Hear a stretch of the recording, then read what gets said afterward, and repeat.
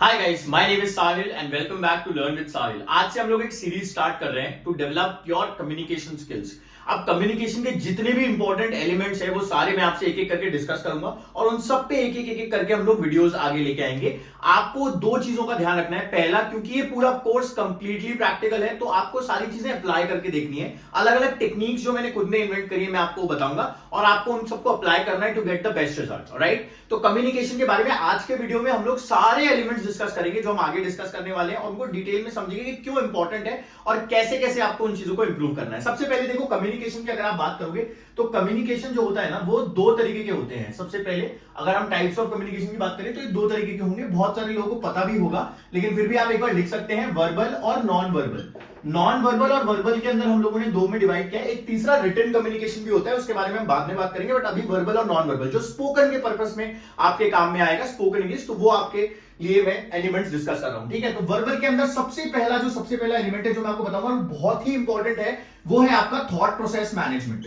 Thought process management. देखो, thought process management क्या चीज है? थॉट प्रोसेस मैनेजमेंट वो है जिसके अंदर हम थॉट्स को मैनेज कर पाए। देखो, सबसे इंपॉर्टेंट चीज क्या होती है, जब भी हम बोलते हैं ना तो हमें सही समय पे सही वर्ड नहीं मिलता, हम सेंटेंस नहीं मिलता, हम लोग उसको स्ट्रक्चर नहीं कर पाते हैं, वर्ड्स नहीं आते हैं माइंड में। राइट, तो उसी चीज को हम लोग डिस्कस करेंगे थॉट प्रोसेस मैनेजमेंट में। थॉट प्रोसेस मैनेजमेंट के दो पार्ट्स हैं। पहला है जनरेशन ऑफ थॉट्स, और दूसरा जो है वो है हमारा ऑर्गेनाइजेशन ऑफ थॉट्स। ठीक है, जनरेशन ऑफ थॉट्स और ऑर्गेनाइजेशन ऑफ थॉट्स, ये दोनों इंपॉर्टेंट एलिमेंट्स हैं। क्यों? क्योंकि दो प्रॉब्लम्स आती है। एक, जब हम बोलते हैं तो जनरेट नहीं हो पाते थॉट, शुरू में कुछ नहीं आता है, और दूसरा जनरेट हो भी जाते तो ऑर्गेनाइज नहीं कर पाते, आप उसे बोलते बोलते अटक जाते हो। तो ये दोनों प्रॉब्लम्स को सॉल्व करने के लिए कुछ मॉडल्स मैं आपको दूंगा जो आपको हेल्प करेंगे। यहां पे हम मॉडल के नाम लिख लेते हैं बट आगे वाले वीडियोस में हम इनको डिस्कस करेंगे। सबसे पहला जो मॉडल हमारा है, जो जनरेशन ऑफ थॉट्स है, वो है हमारा क्वेश्चन मेथड। ये फर्स्ट मेथड है, क्वेश्चन मेथड। ये आपको हेल्प करेगा टू जनरेट थॉट्स।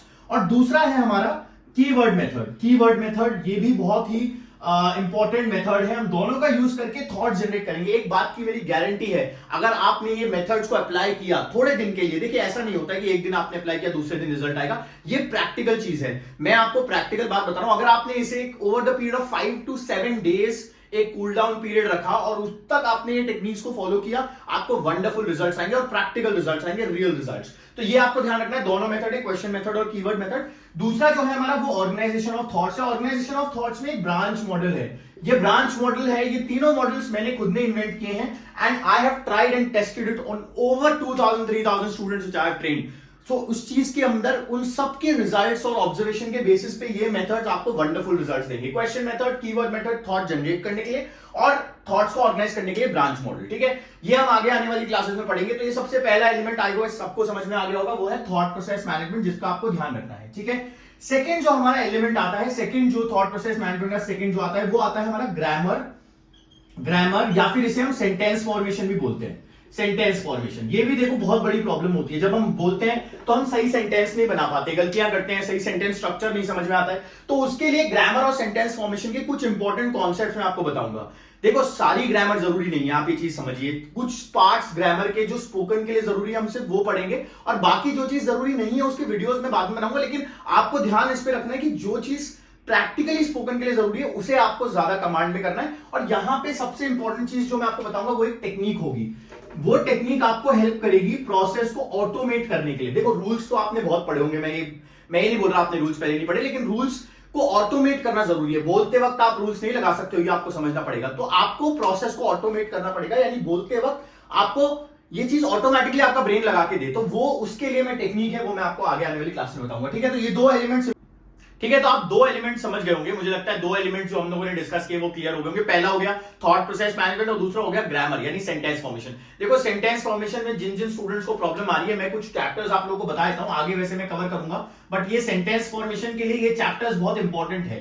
ये चैप्टर्स आपको हेल्प करेंगे। आज जो मैं आज का वीडियो हम लोग बना रहे हैं उसका मेन ऑब्जेक्टिव यही है कि आप चीजों को चैनलाइज कर पाए, अपनी प्रेपरेशन को, अपने डेवलपमेंट को चैनलाइज कर पाओ। अगर आप कुछ भी करोगे, थोड़ा इधर से कर लिया, थोड़ा उधर से कर लिया, तो आपको रिजल्ट्स में कहीं ना कहीं इफेक्ट होगा ही होगा। तो आपको हमेशा ध्यान रखना है कि जो भी मैं आपको बता रहा हूं, जो भी कॉन्सेप्ट बता रहा हूं, उसे चैनलाइज करने में आपको एक डायरेक्शन लेने में बहुत हेल्प करेगा। तो दो एलिमेंट्स में बता चुका हूं। दूसरा एलिमेंट था हमारा सेंटेंस फॉर्मेशन और ग्रामर। तो ग्रामर और सेंटेंस फॉर्मेशन के अंदर सबसे इंपॉर्टेंट चैप्टर्स कौन कौन से होते हैं हमारे? होते हैं वर्ब्स, टेंसेस, ठीक है, मोडाल्स, ठीक है ना। ये तीन चैप्टर्स सबसे प्राइमरी चैप्टर्स हैं। ये तीनों सबसे इंपॉर्टेंट चैप्टर्स है जो हम सेंटेंस फॉर्मेशन में पढ़ते हैं। तो इससे रिलेटेड मैंने कुछ वीडियोस ऑलरेडी बना रखे हैं। बाकी मैं अभी और नए कॉन्सेप्ट पे वीडियो बनाऊंगा, तो वो आप आगे देख सकते हैं, वर्ब्स, टेंसेस, मोडाल्स।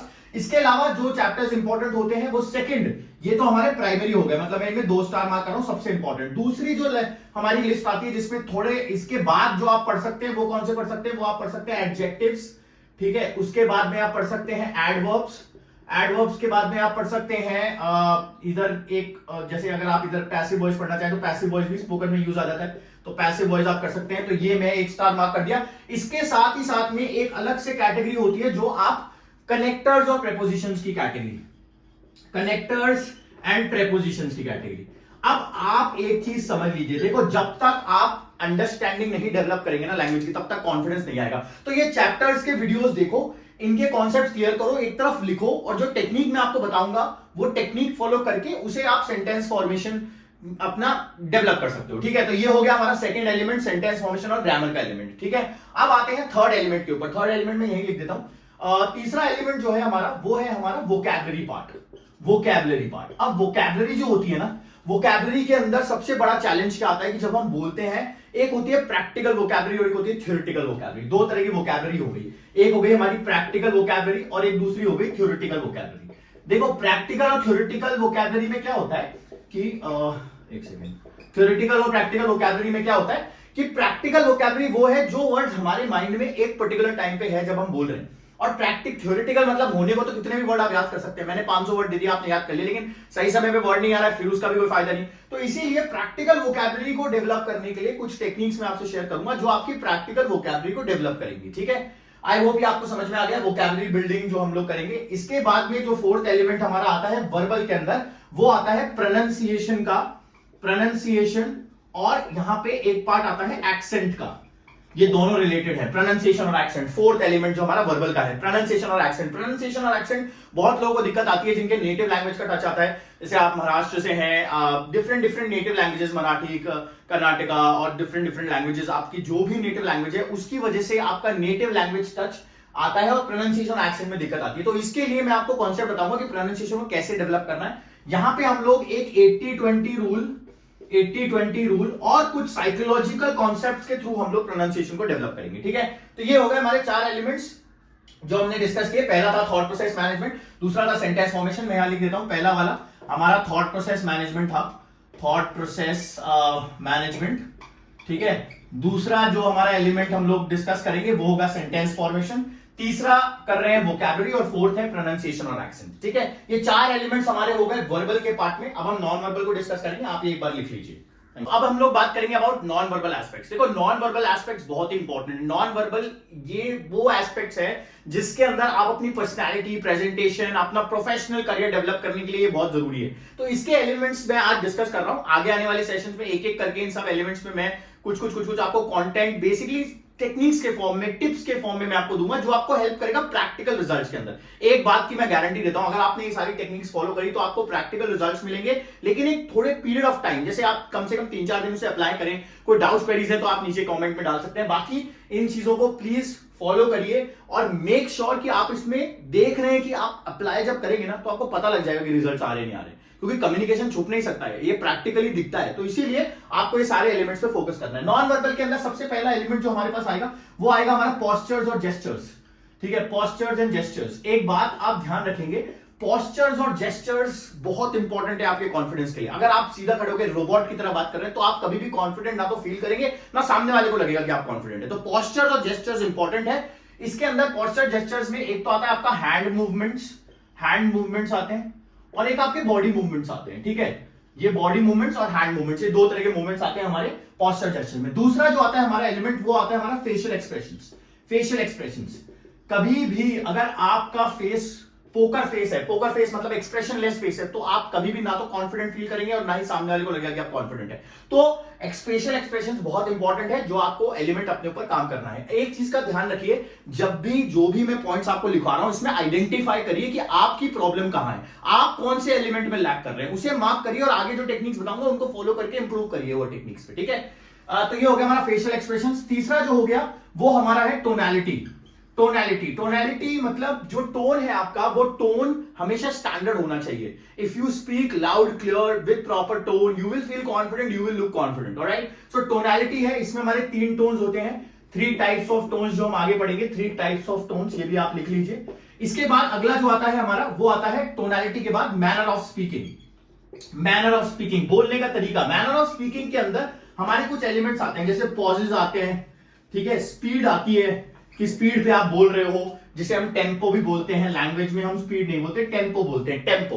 तो टेम्पो, स्पीड, पॉजेज, ये मैनर ऑफ स्पीकिंग में हम लोग पढ़ेंगे। फिर अगला जो आता है वो आ गया कॉन्फिडेंस बिल्डिंग का पैरामीटर, कॉन्फिडेंस बिल्डिंग। तो कॉन्फिडेंस बिल्डिंग ये भी इंपॉर्टेंट है कि आप कॉन्फिडेंट हो नहीं हो, आपका माइंडसेट और कॉन्फिडेंट है कि नहीं है। तो ये 4-5 एलिमेंट्स हैं जिसके बारे में मैं आगे क्लास में डिस्कस करूंगा। ये सारे एलिमेंट्स लिखवाने का मेरा मोटिव ये है कि आप इन्हें लिख लें, आप पहले समझ लें कि आप किस एलिमेंट में लैक कर रहे हैं। मैं सारे एलिमेंट्स बताऊंगा, बट आपको आइडेंटिफाई करना जरूरी है कि आप कौन से एलिमेंट में लैक कर रहे हैं, और उसकी पर्टिकुलर टेक्निक फॉलो करके आप इंप्रूव कर सकते हैं। एक बात ध्यान रखिए, हमेशा आप कोचिंग ज्वाइन नहीं कर सकते, आपको सेल्फ लर्नर बनना पड़ेगा। तो सेल्फ लर्नर बनने के लिए ये सारी टेक्निक्स मैं आपसे शेयर करूंगा। तो आगे आने वाले वीडियोस में हम लोग सबसे पहले वर्बल से स्टार्ट करेंगे, और हम साइमल्टेनियसली नॉन वर्बल के वीडियोस भी मैं आपको अपलोड करूंगा। बट आपको ध्यान रखना है, जो भी मैं आपको दे रहा हूं, आप उसे प्रॉपर्ली एक नोटबुक में लिखें, उसका नोट्स बनाएं, उनको अप्लाई करें। अप्लाई करके अगर कुछ डाउट्स क्वेरीज हैं तो टीम को रीच आउट करें या फिर कमेंट करें, और कहीं ना कहीं अपनी प्रॉब्लम्स को आइडेंटिफाई करें और उनके बाद उसके ऊपर फोकस करना स्टार्ट करें। 5-7 डेज का अगर पीरियड आप रखिए, अगर कूल डाउन पीरियड, जिसे मैं कहता हूं कि आप इतने दिन तक अप्लाई करेंगे, आपको वंडरफुल रिजल्ट्स मिलेंगे, मेरी गारंटी है।